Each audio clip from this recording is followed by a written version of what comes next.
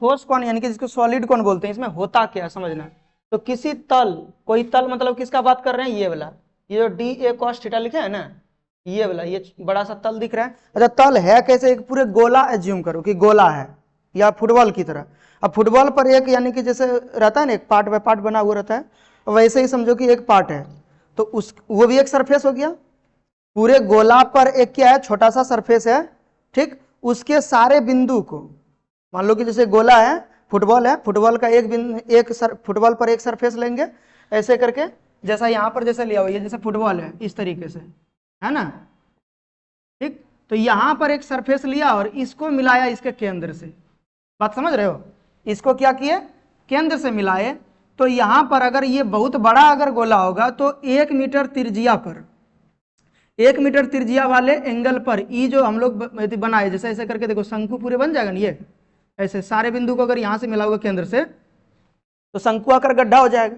कैसा गड्ढा होगा, शंकु आकार। तो ये जो शंकु है इसमें 1 मीटर ये जो त्रिज्या है, ये वाला अगर 1 मीटर का गोला रहता तो इस पर कितना डिग्री का कोण बनता है, यही क्या कहलाएगा, ठोस कोण। यही क्या कहलाएगा, ठोस कोण। 1 मीटर त्रिज्या मतलब यहां से यहां तक कितना त्रिज्या है, 1 मीटर। 1 मीटर त्रिज्या वाले गोले पर बना कोण ही ठोस कोण कहलाता है, समझ गया। अगर ये सरफेस बड़ा हो जाए तो ये भी बड़ा हो जाएगा, ये एंगल भी क्या होगा, बड़ा हो जाएगा ना। त्रिज्या उतने बड़ा रहेगा, 1 ही मीटर का त्रिज्या रहना है, समझ गया। हाँ त्रिज्या कितना होना चाहिए, 1 ही मीटर का। ये जो मापने वाला त्रिज्या वो कितना बड़ा होना चाहिए, 1 मीटर का। लेकिन वहां पर होगा क्या, तब कोण बड़ा हो जाएगा, जैसे ज्यादा फैल गया तो कोण बड़ा हो गया। जैसे समतल कोण का तो जानिए, एक भुजा ये और एक भुजा ये दोनों के बीच में जो बनता है उसी को क्या बोलते हैं, कोण। तो ये तो नॉर्मल कोण हो गया, साधारण कोण हो गया। एक ठोस कोण है ना, उस समतल कोण बोलते हैं, इसको ठोस कोण बोलते हैं। तो ये चीज समझ गया कि शंकु जैसा तो आकृति बनेगा, है ना, कि अगर सारे बिंदु को मतलब जितना भी इस पर बिंदु है सारे बिंदु को अगर केंद्र से मिला दें तो शंकु जैसा बन जाएगा। अब ये शंकु में अगर केंद्र से एक दूरी तक ले लें त्रिज्या और एक गोला एज्यूम करें, तो उस गोले पर कितना पृष्ठ बना, कितना क्षेत्र बना, उसी को हम लोग क्या बोलेंगे, ठोस कोण।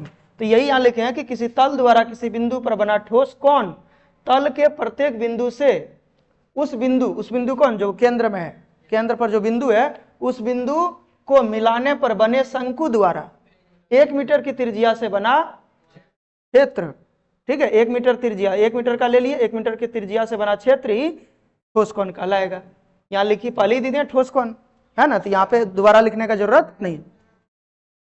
हाँ परिभाषा लिखना है और ये व्यंजक निकाल देना है, ठीक है। अब देखो ये इसीलिए बता रहे हैं क्योंकि ऑब्जेक्टिव में पूछेगा क्या, कि किसी गोले के द्वारा ठोस कोण टोटल यानी कि कोण कितना डिग्री का बनता है, कितना ठोस कोण बनता है, तो 4 पाई, कितना 4 पाई। अब समझोगे आगे, देखो ध्यान दो ना तुम लोग, अगर हम लोग इस चीज का बात करें यहां से यहां तक का, ऐसे करके देखो चित्र बन रहा है ना, ऐसे करके, ठीक है। और यहाँ पे हम लोग छोटा वाला बनाए हैं। अब देखो यहाँ पर हम लोग क्या लिखे हैं, Q, यहाँ पर क्या लिखे हैं, P, यहाँ पर है B, यहाँ पर तो कुछ दिए नहीं है लेकिन यहाँ पर O है ना।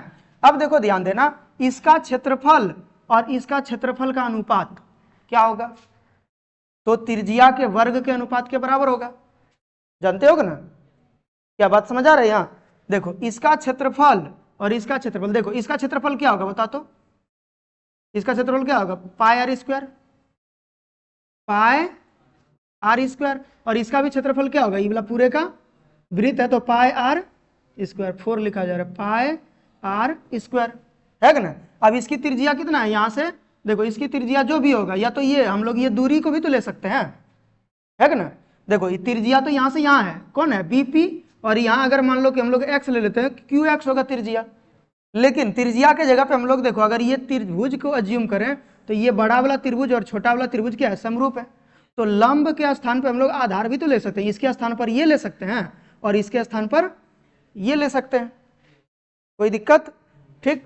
मतलब देखो अगर यहाँ पे लंब अगर समानुपाती में है, यानी कि लंब का अनुपात जैसा भी होगा वैसे आधार का भी अनुपात ले सकते हैं, सेम टू सेम।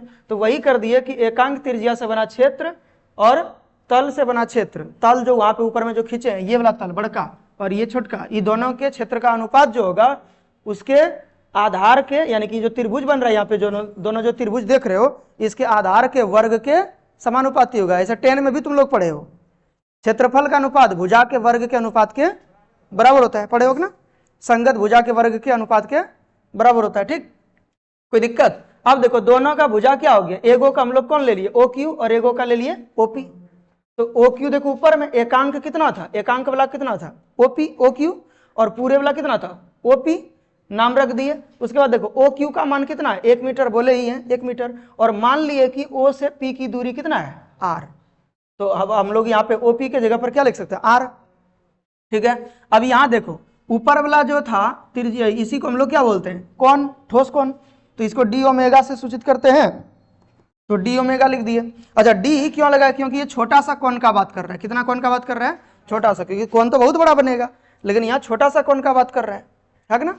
तो यहाँ पे जब छोटा सा कौन का बात कर रहे हैं तो डी से सूचित किए। उसी तरीके से अब इसका क्यों लिखे डी ए, अब देखो इसका तो इसका क्षेत्रफल अगर ये पूरे का क्षेत्रफल अगर ए है, ठीक है, तो ये पूरे गोला के तुलना में जो इतना बड़ा अगर मान लो कि गोला बना है, इतना बड़ा गोला, तो गोला की तुलना में तो ये डी ए ही निकालाएगा क्या, छोटा सा एरिया है, मतलब देखो ये छोटा सा एरिया है, फुटबॉल के छोटा सा भाग का एरिया है, अगर पूरे फुटबॉल का एरिया को देखोगे तो वो ए कहलाएगा, तो ये क्या कहलाएगा डी है, सीधी सी बात है। और अब देखो यहाँ पे थोड़ा सा एक चीज और देखना है कि ये टेढ़ा बना है, सतह के थोड़ा सा क्या बना है टेढ़ा, जरूरी तो नहीं है कि पूरा प्लेन ही होगा सतह, कई बार तुम लोग पानी का बूंद देखते हो तो वो कहीं इधर टेढ़ा होता है कभी उधर टेढ़ा होता है, तो उसके सतह जो है उसका जो सतह होगा अगर पूरे गोल एज्यूम करके चलोगे तो वो सतह के बीच कुछ ना कुछ एंगल बनाएगा ना, मान लो कि बनना चाहिए ऐसे लेकिन सतह बना है ऐसे, तो ये जो ऐसे बनना चाहिए था और ऐसे जो बना है इन दोनों के बीच में कुछ एंगल रहेगा, तो उसी को हम लोग क्या मान लिए थीटा, क्या मान लिए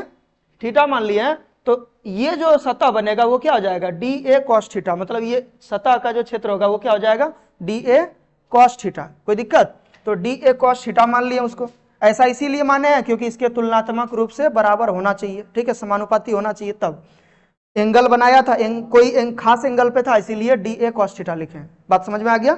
अब देखो ध्यान देना आगे, अगर ये भाग वाले यानी कि हर को इधर अगर भेज दें तो ये एक का तो एक ही था, ये वाला इधर भेज देंगे तो क्या हो जाएगा डी ए कॉस थीटा और बटे आर स्क्वायर, यानी कि d omega is equal to क्या होगा डी ए कॉस थीटा बटे आर स्क्वायर। यहां तक कंप्लीट है। उसके बाद एक चीज और याद रखना, ये जो हो गया ना ये ठोस कोण का व्यंजक हो गया, क्या हो गया ठोस कोण का व्यंजक। ठोस कोण का ऐसा ही मात्रक क्या होता है तो स्टेरेडियन, और समतल कोण का ऐसे मात्रक क्या होता है तो रेडियन। समतल कोण मतलब दो भुजा के बीच में ना कौन बनता है, जो तुम लोग अभी तक पढ़ते आ रहे हो कि ये कौन बोलते हैं इसको, तो इसका ऐसा ही मात्रक क्या है रेडियन। क्या है स्टेरेडियन, रेडियन रेडियन, और ठोस कोण अगर रहेगा तब स्टेरेडियन। समतल कोण का रेडियन और ठोस कोण का स्टेरेडियन, तो ये चीज याद रखना है।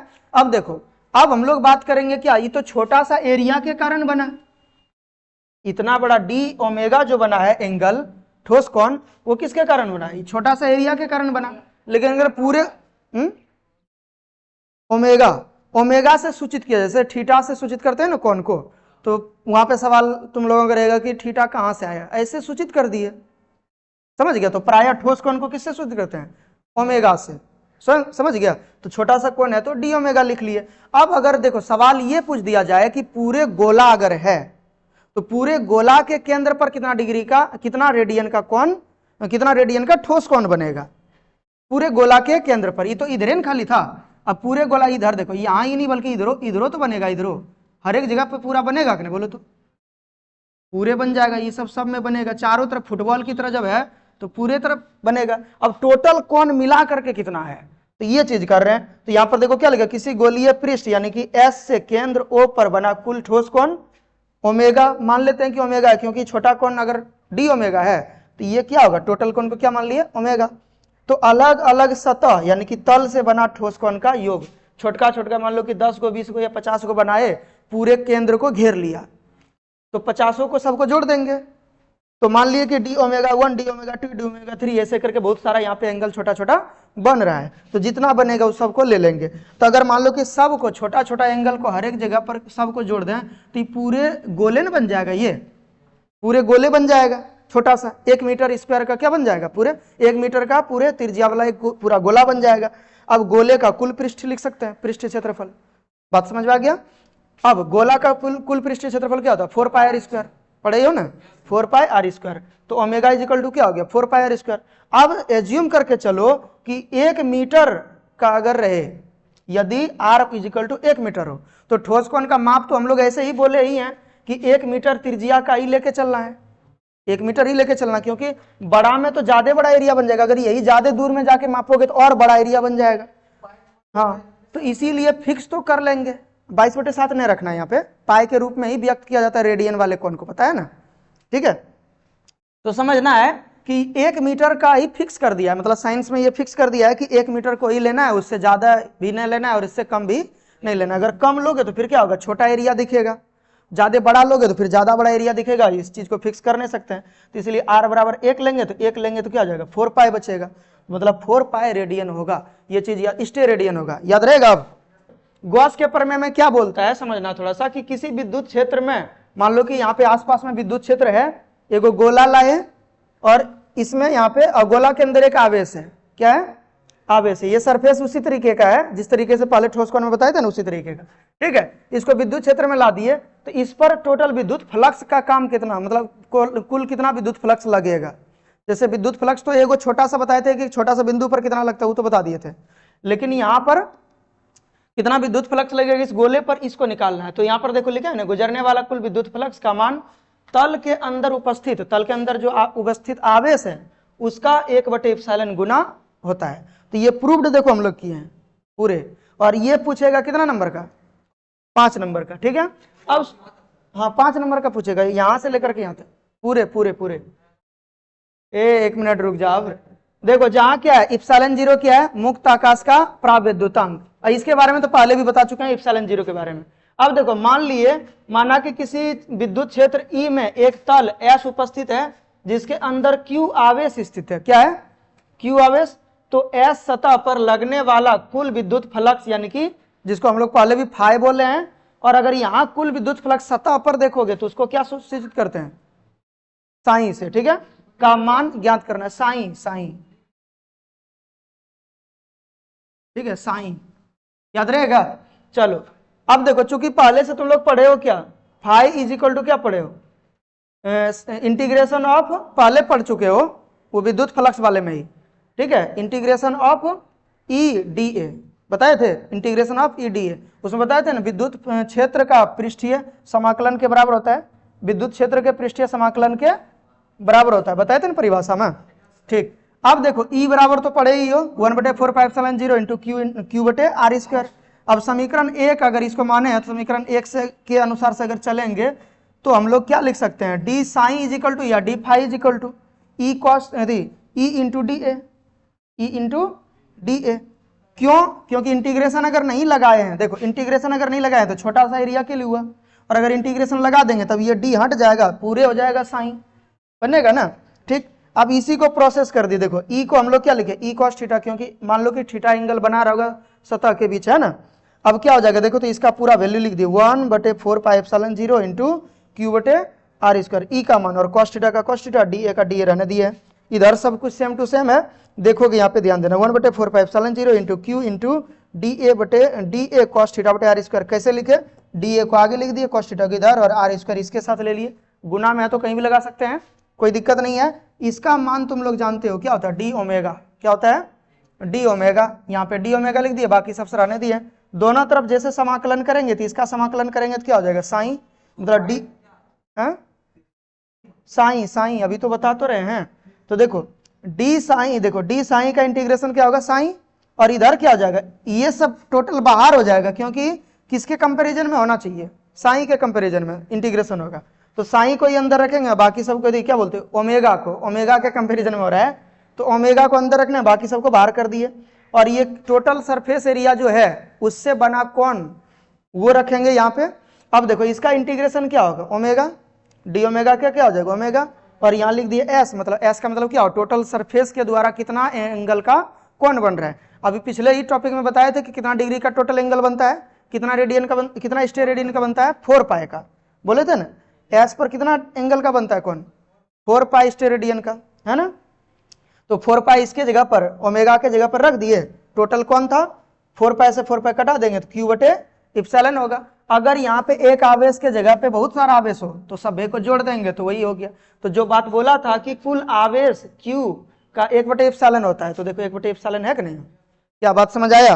तो यही चीज था, इसको प्रूव्ड करने के लिए पूछेंगे टेस्ट में भी, एग्जाम में भी आएगा। कल इसका एप्लीकेशन बताएंगे तब कंप्लीट हो जाएगा, ठीक है।